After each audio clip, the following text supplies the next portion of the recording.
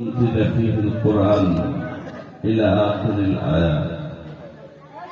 প্রান্তীয় সংগঠন বাংলাদেশ জামায়াত ইসলামী জাফরগঞ্জ ইউনিয়নের অন্তর্গত ১ নং ২ নং ওয়ার্ড কর্তৃক আয়োজিত আজকের এই ইফতার পূর্ব সমাবেশে উপস্থিত অত্র ইউনিয়নের সম্মানিত আমির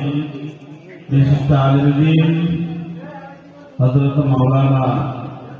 এবিএম কামরুজ্জামান জাফরি উপস্থিত আছেন আজকের এই প্রোগ্রামের সম্মানিত বিশেষ অতিথি বাংলাদেশ জামায়াত ইসলামী দেবিদ্বার উপজেলা ওলামা পরিষদের সংগ্রামী সভাপতি জনাব রুহুল আমিন হযরত মাওলানা রুহুল সম্মানিত সভাপতি বিশিষ্ট শিক্ষাবিদ জনাব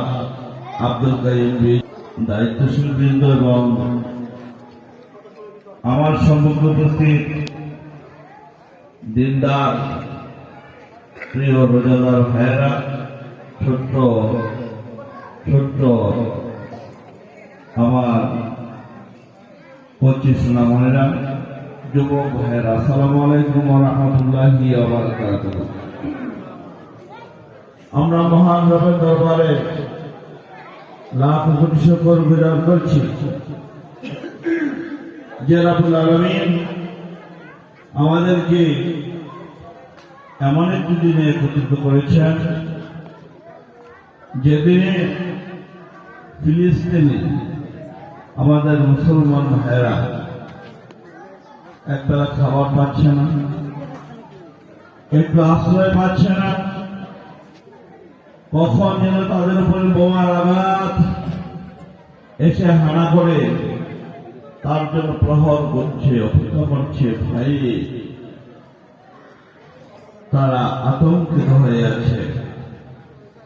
ঠিক সেই মুহূর্তে আল্লাহ সুবহানাহু ওয়া তাআলা আমাদেরকে অত্যন্ত সুন্দরভাবে ভয় ভীতিহীন